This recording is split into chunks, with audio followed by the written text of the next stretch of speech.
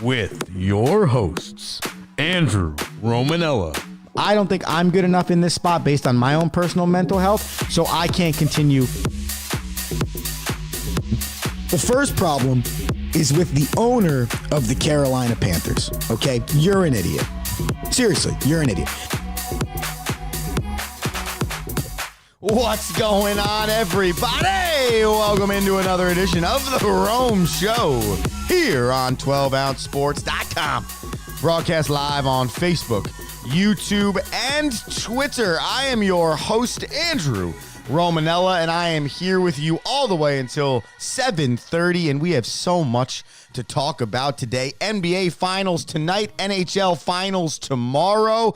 Bryson DeChambeau wins the U.S. Open. The Mets are on a 5-game winning streak. The Men's College World Series is going on in baseball, and so much more. You stick with us throughout the entire show. Plus, we finish, like we do every day, with our daily picks, trying to add some bananas to your bushel. We remind everybody that you got to get us on the social media, The Rome Show 1 on Instagram and Twitter, The Rome Show on Facebook, and of course, the sponsors, RomeShowShop.com. That's RomeShowShop.com, or tickets.12ozsports.com. That's tickets.12ozsports.com. All right.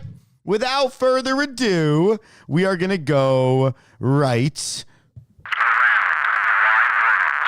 So while we were gone over the weekend, we had Game 4s in the National Basketball Association, and we had a Game 4 in the National Hockey League. So both Game 4s turned out the exact same way. In the National Basketball Association, the Dallas Mavericks defeated the Boston Celtics 122-84, and in the National Hockey League, the Edmonton Oilers defeated the Florida Panthers 8-1. And I think when you're watching two series and both series go to a 3-0 lead, I don't know how anyone else feels, but I think I get to the point in my brain where I'm like, okay, this thing is over, right? And so I didn't even watch Game 4 and Game 4 in either series. To me, I'm just saying to myself, all right, Boston's going to win this series and Florida's going to win this series. And then you get a shellacking in both Game 4s. And so I've been thinking about this all weekend, because what do you think going into Game 5 tonight, Dallas Mavericks versus Boston Celtics? Because I don't believe that Jaylen Brown and Jason Tatum are going to combine for 25 points like they did the other night. I think it was Friday night. All right. Luka and Kyrie, they combined for roughly 50, and Tatum and Brown combined for around 25. And we've talked all series, all playoffs, honestly, all NBA season about the fact that in this NBA, you need to have two players on your team playing at an elite level at the same time. And that has not been fully consistent for the Dallas Mavericks, right? So Luka and Kyrie come out. In one game of 4 so far this series, they outplay Brown, Tatum, and the Celtics. It also helped that Tim Hardaway Jr. had 15 off the bench for the Dallas Mavericks. But they do what they need to do, which is keep the series alive. So now I pose this question, both towards the Edmonton Oilers and the Dallas Mavericks. Do you have enough? Do you have enough?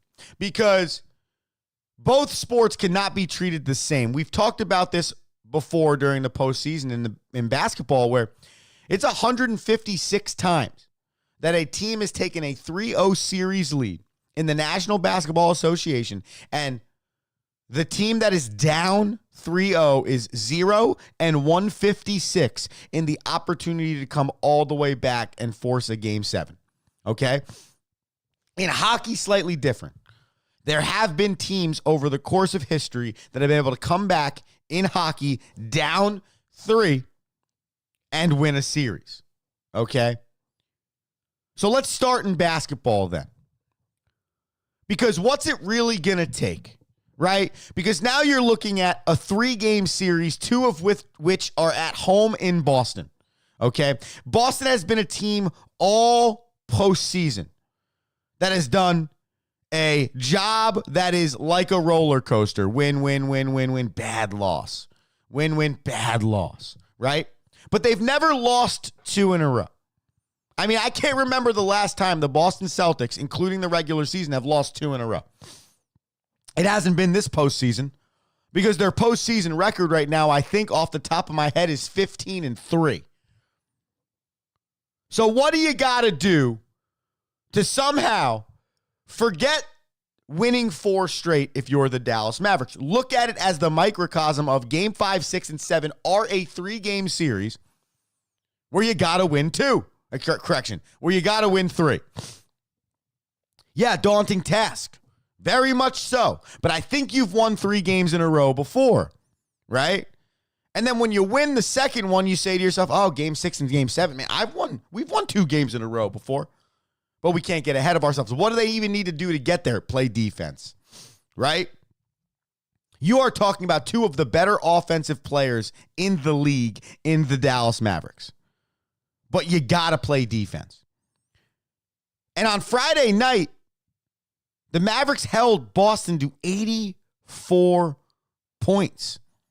Okay? 84 points. If you find a way to do that again, and it's not going to be that way, at home, you got to believe that the boys in Boston will be feeling it because you're in your home arena, and they play really good in TD. But if you can find a way to keep that Celtics team as close to that 100 mark as possible, you really give yourself a chance in this game. Luka's just got to put his head down and play basketball and somehow find a way to grind out on defense. And if I've learned anything about this series, or more so, either one of these 2 teams, it's going to be very hard for the Dallas Mavericks to do this if their defense is equal to what had gone on. And not just games 1, 2, and 3 in this series, but we've seen it throughout the postseason.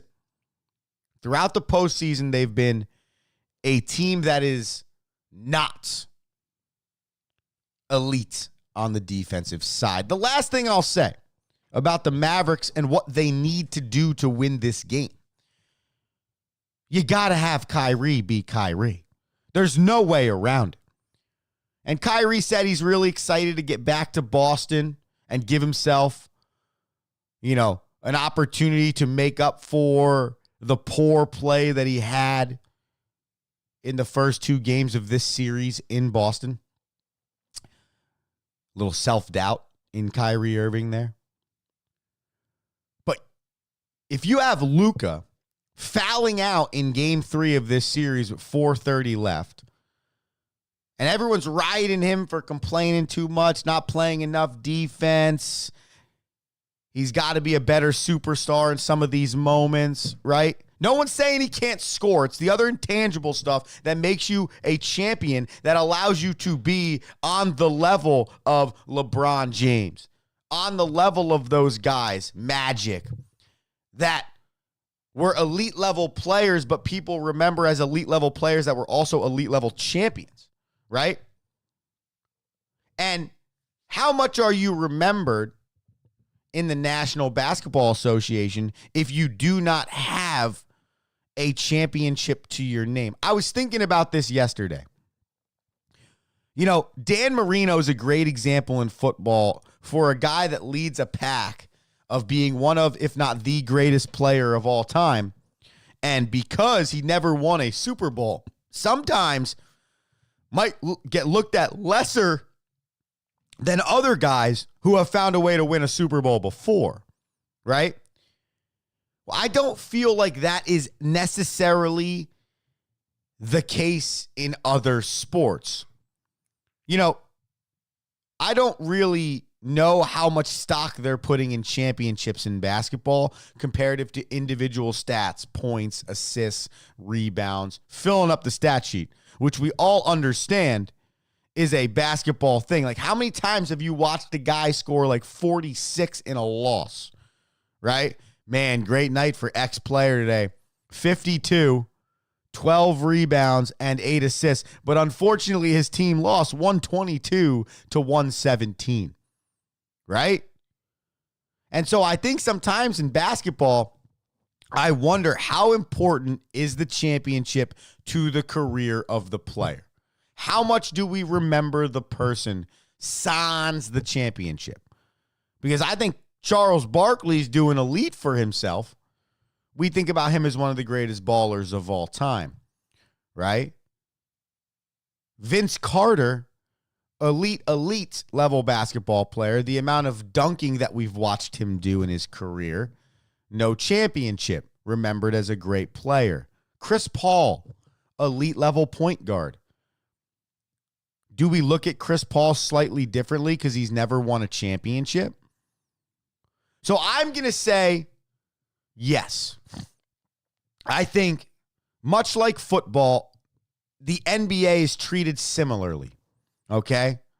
In hockey, there's not as much to do about the individual stats. Of course, there is. But my point on this is, in hockey, it usually goes to team first, win, goaltending, puck possession, turnovers in the neutral zone, right? In baseball, it's generally the starting pitcher, then who swung it, right? Or vice versa. It could be vice versa.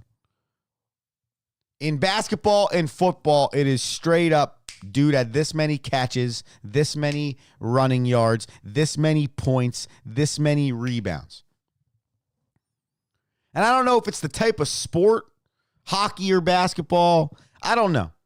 But I'd love the people's opinion because I do believe that each sport gets treated slightly differently when it comes to how we determine who's a Hall of Famer and how much credit we give to some guy, whether or not they've won a championship or not. And I think it's super difficult to add championship to the resume of a Hall of Famer when you're playing a team sport. That's just my opinion. It's also my opinion that if you missed any aspect of the Rome Show, you got to get the show wherever you listen to your podcast. Just search Rome Show Podcast, Apple, Google, Spotify, and the like. And, of course, the social media, The Rome Show 1, Instagram and Twitter, and The Rome Show on Facebook. So I'd love to know your thoughts on that. The email address is theromeshow1@gmail.com. How much stake do you put in a player winning a championship and you remembering their career long term? And is there a sport that you feel like values winning a championship during a player's career for their individual career over just the statistics? Because when you think about the Hall of Fame, right? If you think about the Hall of Fame, it is about the individual player being elite comparative to the rest of the league over the course of their career. And it's really difficult to hold somebody to a standard when they are relying on other players the entire time. Now, the Edmonton Oilers have been trying to rely on Stuart Skinner in net for this team to try and help keep this series alive, right? And get Edmonton to a Game 6 back in Canada. And in Game 4, it was a rout. All right, there were 6 different goal scorers for the Edmonton Oilers, 6 different. And Stuart Skinner had 32 saves in 33 shot attempts. And I would like to start there, okay? Because this was not an 8-1 blowout by the Edmonton Oilers where you look at the sheet and you go, all right, this guy had 17 saves, right? Essentially meaning he did not get much action. It was actually the exact opposite, okay? The Oilers, they scored 8 goals on, I'm trying to do the math here because Florida played 2 goaltenders. 8 goals and 34 shots, okay? 8 goals, 35 shots. Sorry, math. 1 goal, 33. That's exactly what you needed from your starting goaltender if you're the Edmonton Oilers. Now, can you follow that up on the road in Florida? Because I'm not going to lie. The perception I got from this game was the Florida Panthers were like, you know what? we're good. We're down 4-1 here, 5-1 here in the second. We have a 3-0 series lead. And maybe, just maybe, if we just take this L right here and we move on to the next game, we get a chance to win a Stanley Cup at home. That's what it felt like to me. I'm not saying Florida went into this game and said, I'm good here. But I think after a certain moment in that game, you say to yourself, it's just not our night, right? It's not our night. It's been their night. Dating back to the New York Rangers series, the Florida Panthers have won 6 straight hockey games. They were cooking, and it's a minor step back for what it could be long term. I think Bobrovsky's back in net there for the Panthers. I think that's just one of those things. Tough game. Let's get him out.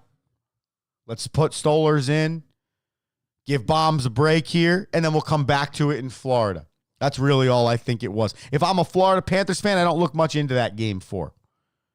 I really just look at it as game 5 is my chance to go ahead and win a Stanley Cup at home. The first Stanley Cup, mind you, in Florida Panther history. So a lot going on. But we do have Hockey with Rocky on Tuesday to break that down because that game is not until tomorrow night. I find it very interesting when hockey goes with a 3-day break because it's 2 full day. I'm just not used to that in hockey.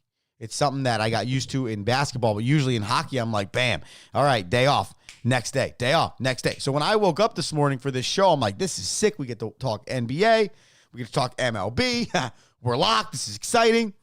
And we obviously still get to talk about it, but tonight we got basketball, and then tomorrow we got hockey. So that means for the people on the Rome show, they'll get some Hockey with Rocky tomorrow, which is elite stuff, and that will get you excited to break down game 4. If you want my way too early predictions, I'll give them to you, okay? I think both teams wrap it up in game 5. I think you're going to watch a home winner in Boston tonight, and I think you're going to watch a home winner in Florida tomorrow. There's nothing to not make about the fact that you need good defense on both sides of the fence here if you're either team that's trying to stay alive. If you're the Dallas Mavericks and you're trying to force a game 5, you need freaking defense. If you're the Edmonton Oilers and you're trying to force a game 6, you need your goaltending. Stuart Skinner's got to be man on fire. Kyrie, Luka, and the boys need to play defense like it's 14U AAU in the tournament of their lifetime. And they know that's the only thing that they could do is play defense or coach is going to bench. That's what we need for both teams with their backs against the wall. My back's up against the wall here in the Rome Show studio, which means I'm giving you the good content. We have a commercial break coming up here, but you got to stick with us because Rory McIlroy might never win a major again. It's very quite possible he might never win a major again. He lost to Bryson DeChambeau yesterday in the U.S. Open after holding a 2-stroke lead with 6 holes left. So we'll talk about Rory's choke job. And we got daily picks coming up too. So much more to talk about here on the Rome Show. 12ozsports.com, broadcast live, Facebook, YouTube, and Twitter. Stick with us here because we'll be back after this commercial break.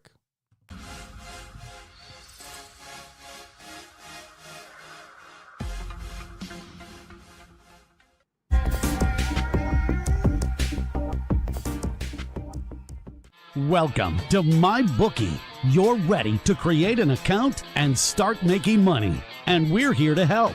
And remember, you can get a bonus of up to $1,000 on your first deposit. Now you're ready to bet. Just go to mybookie.ag, visit the sportsbook, click on your bet, and input the amount you want to risk or win in the bet slip. Yes, it's that easy. Just remember, at MyBookie, you play, you win, you get paid.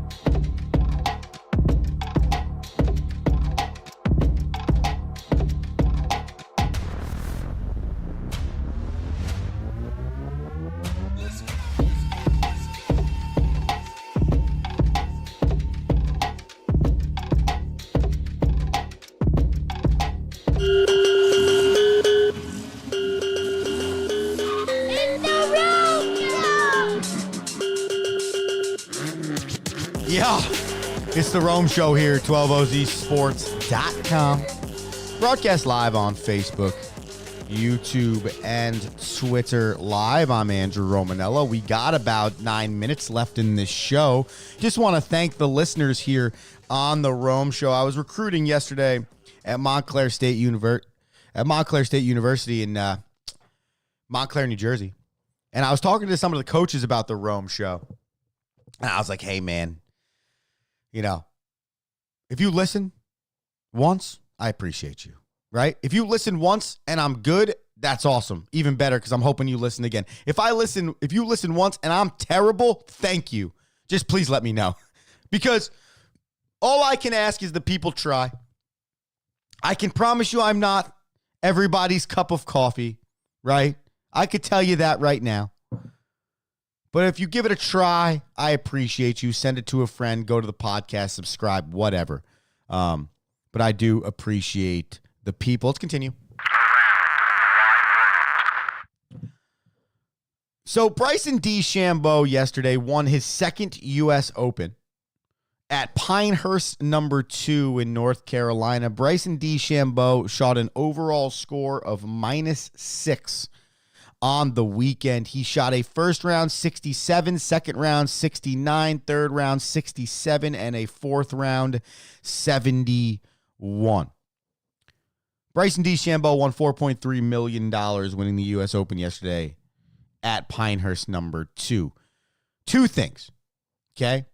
1, Rory McIlroy. 2, Liv Golf, okay? Let's start with Liv real quick. Huge for Liv. Huge. We have been talking all year about what's going to happen with professional golf with this supposed merger between the USGA and Liv Golf. And then all year, it's been kind of a mediocre showing for the Liv Golf guys in all of the major tournaments, right? And of course, major tournaments that people are going to watch. I don't think the average person is turning on anything that's not considered a major championship in professional golf. That's just the truth. So Liv gets created. Maybe we think it's going to give us some interest. We have some good players there, and it doesn't necessarily kick off. What it does kick off, though, is a firestorm in where professional golf will be in the next 5 to 10 years. What is the future of professional golf? And the farther we've gotten away from the announcement of the merger, the closer we get to me realizing that I don't even know if they know.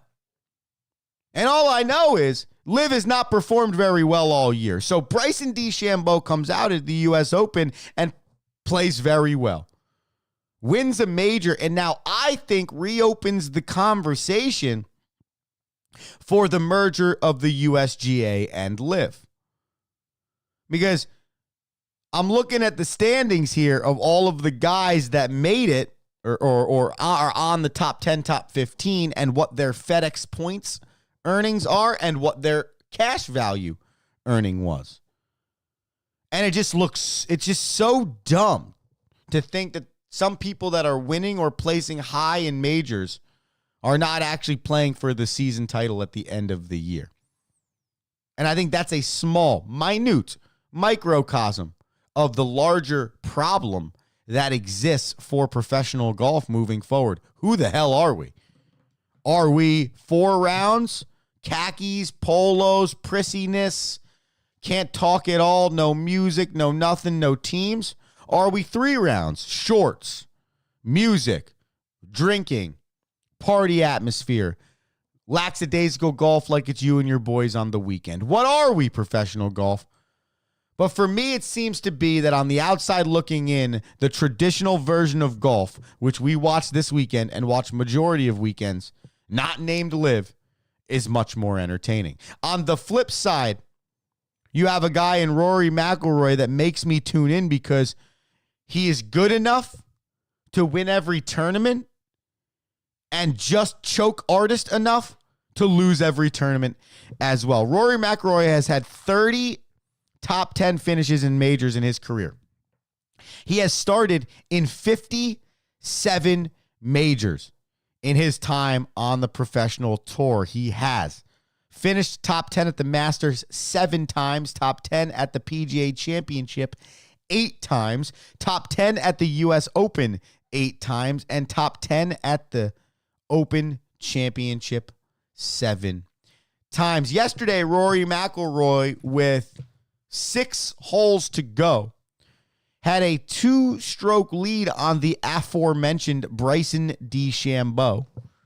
He was at -8, while Bryson DeChambeau was at -6, which is what he finished the tournament on. Rory heads into hole number 14. Oh, correction.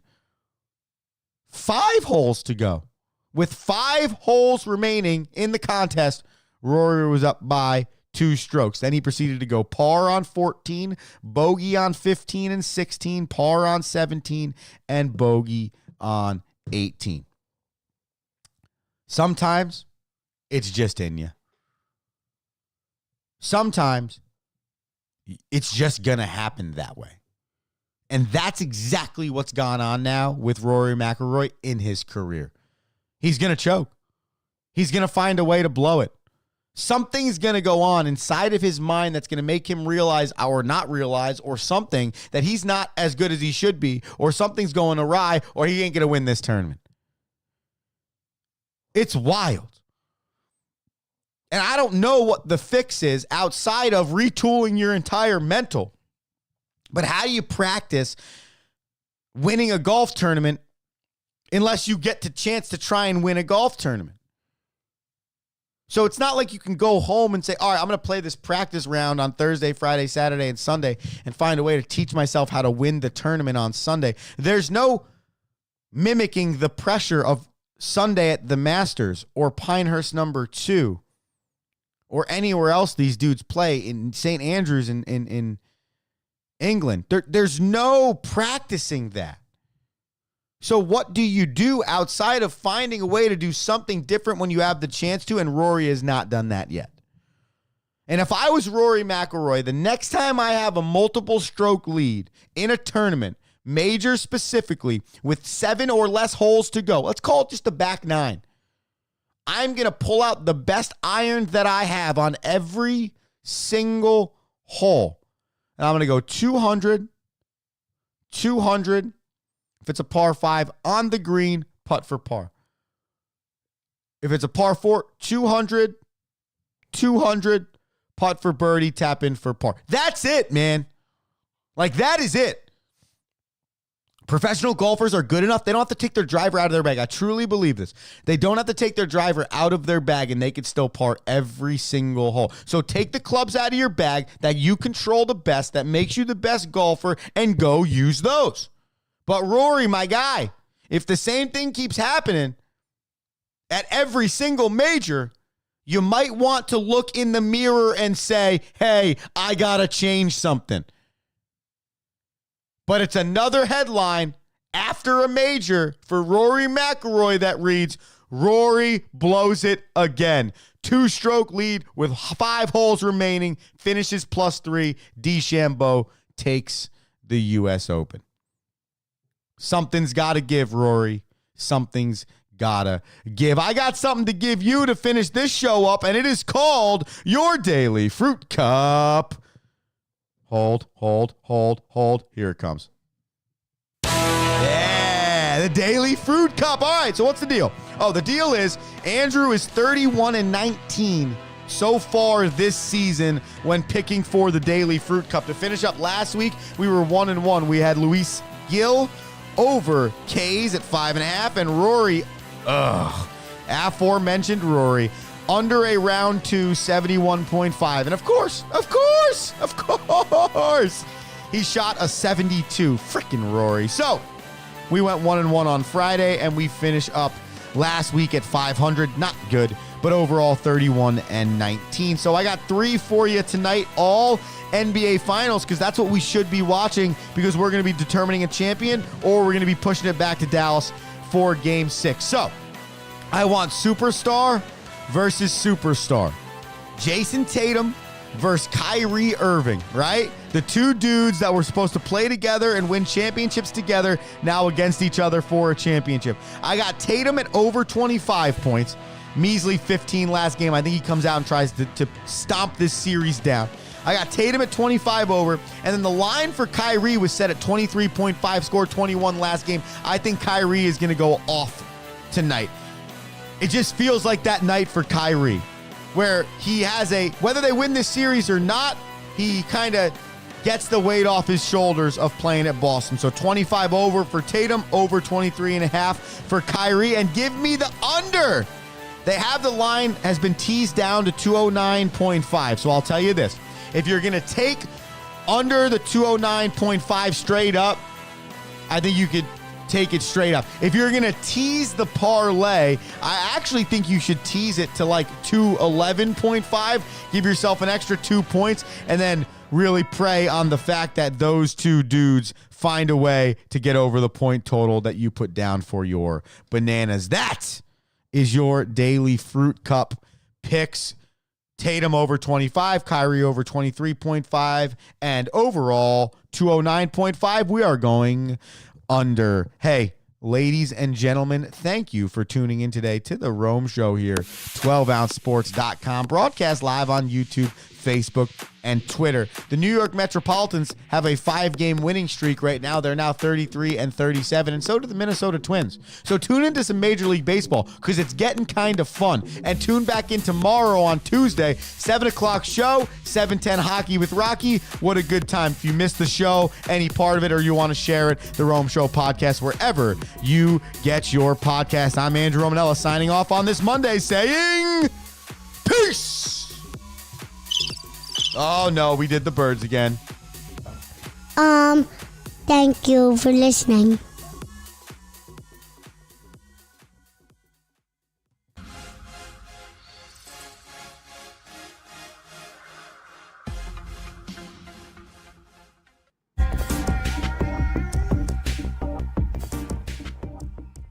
Welcome to MyBookie. You're ready to create an account and start making money. And we're here to help. And remember, you can get a bonus of up to $1,000 on your first deposit. Now you're ready to bet. Just go to mybookie.ag, visit the sportsbook, click on your bet, and input the amount you want to risk or win in the bet slip. Yes, it's that easy. Just remember, at MyBookie, you play, you win, you get paid.